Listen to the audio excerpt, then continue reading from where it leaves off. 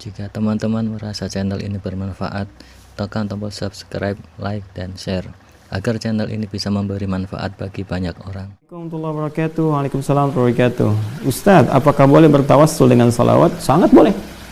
Sangat boleh. Ya, asal tawassul itu teman-teman asalnya dengan takwa. Itu rumusannya di Quran surah ke-5 Al-Maidah ayat 35. Ya, paling kanan di mushaf sana agak sedikit ke bawah, ya. Ya ayyuhalladzina amanu taqullaha wabtaghu ilaihil wasilah. Ya. Ya ayyuhalladzina amanu, hai orang-orang yang beriman pada Allah Subhanahu wa taala, ittaqullaha, tingkatkan takwamu kepada Allah, wabtaghu ilaihil wasilah, dan carilah dengan takwa itu sebagai wasilah. Wasilah di sini tawassul tawassalu itu mencari wasilah, ya, untuk bisa membawa wasilah itu dalam rangka memohon kepada Allah supaya Allah cepat mengabulkan apa yang kita inginkan. Nah, ternyata kata Al-Qur'an wasilah terbaik itu dengan menggunakan takwa. Ya, takwa itu bisa apa? Macam-macam. Bisa ibadah ritual, itu bagian dari takwa. Ya, misalnya sholat itu kan, itu bagian dari takwa. Dalilnya apa? Al-Baqarah ayat 2 sampai 3 itu, ya, dzalikal kitabul la raiba fihi hudal lil muttaqin. Siapa muttaqin orang takwa ini? Ayat 3-nya, alladzina yu'minuna bil ghaib wa yuqimunas shalah. Salat. Ya, makanya banyak orang bertawasul menggunakan salat. Tawasul di sini menjadi wasilah.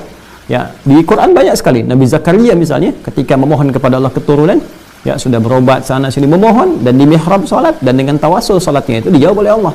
Ya, itu kan ada di Quran surah ketiga Ali Imran ayat 38 sampai 39. Hunalika da'a Zakaria rabbah qala rabbi habli min ladunka dzurriyyatan thayyibah innaka sami'ud du'a. Ya, bermohon kepada Allah dalam salatnya, meminta kepada Allah yang Maha Pemberi tanpa batas saat orang mengatakan ini ada batasan. Apa jawaban Allah? Fanadatul malaikatu wa huwa qa'imun yusalli fil mihrab anna Allah yubashshiruka bi Yahya. Kan? Maka langsung dikirimkan malaikat menyampaikan kepadanya, Allah kasih kabar gembira, kamu akan punya anak. Namanya siapa? Yahya, gitu kan? Nah, jadi itu bisa menggunakan hal demikian. Bisa dengan ibadah-ibadah yang lain seperti misalnya puasa, karena puasa juga bagian dari ketakwaan. Ya, Al-Baqarah ayat 183, ya ayyuhalladzina amanu kutiba alaikumusshiyam kama kutiba alal ladzina min qablikum la'allakum tattaqun. Ya. Jadi birrul walidain juga bisa. Ya, birrul walidain berbuat baik kepada kedua orang tua misalnya, bisa dengan infak, itu bagian dari takwa juga. Ya, bisa dengan amal-amal soleh. Jadi takwa itu wujudnya amal soleh yang dikerjakan dengan iman. Jadi ketika pekerjaan dilakukan dengan iman kepada Allah, maka berubah pekerjaan itu menjadi amal saleh. Makanya di Quran setiap kata iman itu seringkali disandingkan dengan amal saleh. Ya wal 'asr innal insana lafi khusr illal ladzina amanu wa 'amilus shalihat. Nah, iman ketika mengiringi perbuatan jadi amal saleh itu bagian untuk titian takwa. Makanya muaranya takwa. Jadi begitu takwa meningkat, maka takwa jadi cara tercepat kepada kita untuk memohon kepada Allah supaya dikabulkan permintaan-permintaan kita. Makanya banyak orang memohon kepada Allah itu dengan mengerjakan amal soleh dulu. Makanya setiap kali kita beramal soleh, teman-teman sekalian, jangan lupakan untuk berdoa, karena itu cepat sekali. Cepat, termasuk kisahnya orang-orang yang viral di Al-Bukhari itu kan, yang terjebak di dalam gua itu, dan sulit mereka untuk keluar dari situ, ya, setelah menggunakan banyak tenaga, maka mereka bertawasul kan dengan amal soleh masing-masing. Nah, di antara amal soleh itu ada yang dengan menggunakan lisan. Contohnya apa? Misalnya sholawat pada Nabi sallallahu alaihi wasallam. Hadisnya jelas. Man shalla alayya salatan wahidah sallallahu alaihi asyra salawat. Siapa yang bersolawat kepadaku, kata Nabi sallallahu alaihi wasallam, dengan 1 kali solawat, Allah akan balas dengan 10 kali. Ya, awas nih ya, awas, ada hati-hati, ada persepsi orang-orang salah yang ditebarkan oleh baik itu dari kalangan orientalis ataupun misionaris bahwa ini nabinya orang Islam masih butuh syafaat dari umatnya. Itu salah memahami. Ya, kita wajar lah karena nggak pernah belajar Islam kan, nggak pernah sholat, nggak pernah puasa, nggak pernah mengerti. Jadi kita terangkan lagi dengan cara yang benar. Sholat yang dimaksudkan di sini adalah meminta dengan sholawat itu, memohon kepada Allah dengan keutamaan nabinya supaya kita dapat kemuliaan. Ya, jadi bukan mendoakan dalam konteks mendoakan Rasulullah sudah baik, sudah terjamin dan sebagainya. Justru kita memohon kepada Allah, ya, dengan membawa nama Rasulullah SAW melalui sholawat kepadanya.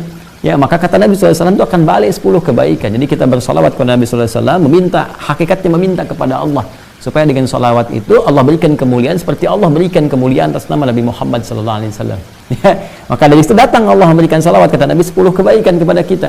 Dan salawatnya Allah kepada kita itu berupa apa? Bisa berupa pengabulan doa, bisa berupa rahmat, bisa berupa ampunan, ya, bisa kemudahan dalam mendapatkan solusi dalam kehidupan. Ya, itu misalnya di Quran surah ke-2 Al-Baqarah, ya, ayat 155 sampai 157 itu kan bagaimana mengatasi persoalan. 155 persoalannya, 156 kesabarannya, 157 salawat Allah kepada kita.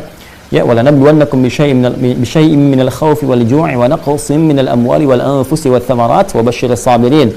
Ya, dan setiap orang-orang yang hidup, kalian semua akan mendapatkan ujian untuk meningkatkan kualitas hidup kalian, bukan untuk menjadikan kehidupan kalian bermasalah, kata Allah.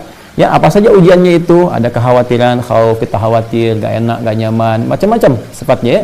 Wal ju', kadang-kadang lapar, kadang harta berkurang, wa naqsul amwal wal anfus, ya. Kadang jiwa ada yang sakit bahkan meninggal, wa thamarat, ada hasil kerja keras kita diambil oleh orang lain, kita yang tender, mereka dapat proyeknya, kan? Wa basyiris sabirin, dan berikan kabar gembira pada orang sabar. Siapa orang sabar ini? Ayat 156. Alladzina idza asabatuhum musibah qalu inna lillahi wa inna ilaihi raji'un, yaitu orang-orang ketika diuji itu dia menyadari sepenuhnya, wah ini Allah yang telah tentukan, Allah ingin mengangkat derajat saya. Nah, jadi ini adab di Quran nih, kalau sedang punya ujian itu diuji langsung. Ya, cara pandangnya pakai iman dulu, kalau pakai akal capek nanti. Jadi biarkan iman membimbing akal kita untuk memahami sehingga datang hikmah. Maka ketika iman kita berbicara, iman kita memberikan bimbingan, maka spirit Quran akan datang. Kata Allah, setiap ujian itu pada hakikatnya didesain oleh Allah untuk meningkatkan kualitas kehidupan kita. Karena semua ujian itu, pemahamannya, itu tidak pernah datang kecuali untuk meningkatkan kualitas. Silahkan kalau nggak percaya, ya, kita kadang-kadang di satu sisi bisa memahami dengan mudah, tapi sisi lain terkait hidup kita sendiri, kok jadi susah gitu logika itu dipakai. Saya beri contoh begini, di sekolah kan ada ujian. Kita mengerti kan setiap kali ada ujian itu untuk meningkatkan kualitas ilmu kita. Makanya kita belajar kan, supaya terlihat ilmu kita itu meningkat. Kalau nggak belajar berarti nggak lulus. Ya, makanya kan kosa atau frame terkecilnya itu supaya lulus, supaya lulus. Lulus itu apa sih maksudnya? Ya, lulus itu kan peningkatan kualitas. Jadi lulus kualitas kita meningkat. Sehingga naik dari yang sebelumnya, ya kan? Dari SD ke SMP, SMP ke SMA. Ya hidup juga begitu, kan polanya sama saja. Diuji dengan persoalan supaya kualitas meningkat. Kualitas kesabaran, ketangguhan menghadapi sesuatu, ketangguhan merencanakan, ya, ketangguhan bersikap dan sebagainya. Nah, kalau lulus di situ nanti naik kelas, naik menghadapi lebih besar lagi, maka diuji lagi sehingga matang keadaan hidup kita. Ketika semua ujian sudah dihadapi, maka kehidupan jadi ringan untuk dilakukan. Ya, nangis itu wajar, air mata itu wajar. Nanti ketika semua air mata telah keluar, pada hakikatnya, pada akhirnya Anda akan menyikapi semua dengan bahagia karena sudah tidak ada air mata lagi yang akan keluar. Jadi kalau sudah terbiasa mengeluarkan air mata sehingga sampai kering, nggak ada air mata lagi yang akan dikeluarkan karena semua akan kebal dengan semua jenis ujian, ringan. Jadi hidupnya akan jadi menyenangkan saja kalau benar cara menghadapinya. Maka Al-Quran mengatakan, katakan pada dirimu, inna lillahi, semua itu punya Allah. So, Allah kasih ketentuan, la yukallifullahu nafsan illa wusaha, nggak mungkin Allah uji di luar batas kemampuan, kan? Kemudian pasti ada solusinya, inna ma'al usri yusra, ini ringan, pasti akan selesai, kan? Maka ketika kita bersimpuh di hadapan Allah dan mengatakan semua Allah telah tetapkan, ya wa ilaihi raji'un, semua kembali kepada Allah termasuk solusinya. Lalu kita bersabar, lalu pelan-pelan kita atasi dengan ikhtiar. Maka orang seperti ini di ayat 157-nya, ulaika alaihim salawatun min rabbihim wa rahmah wa ulaika humul muhtadun. Ya, maka orang-orang ini ulaika alaihim salawatun min rabbihim. Orang-orang ini mendapat salawat dari Rabbnya, dari Allah Subhanahu wa taala. Nah, salawatnya apa yang dimaksudkan? Ya, satu, pahala-pahala, ya, dari kesabaran mereka. Yang kedua, ampunan dari Allah ketika mereka memohon. Kan banyak orang diuji itu sering minta ampun kan? Ya, diuji sakit, sabar, ya Allah, ya Allah, ya Allah, turun ampunan, kan? Ya, terus dapat pahala banyak. Karena nggak sadar ketika diuji kan, coba loh. Kalau nggak ada ujian, kadang-kadang kan kita nggak bisa merasakan nikmatnya tahajud. Kemarin kemana aja? Nggak pernah tahajud, tiba-tiba pekerjaan dikasih sulit sedikit, mulai puasa, mulai baca Quran, kan? Mulai tahajud, gitu kan? Muncul kan hal semacam itu. Dan jawaban dari doa-doa dan diringankan persoalan kehidupan. Jadi itu salawat dari Allah. Makanya untuk mendapatkan itu cara cepatnya bisa banyak bersalawat kepada Rasulullah SAW. Tiap hari kita salawat. Allahumma salli ala sayyidina Muhammad, salli ala sayyidina Muhammad, salli ala sayyidina Muhammad wa ala ali Muhammad. Silahkan bersalawat senyaman yang kita bisa lakukan. Maka itu diantara dalilnya.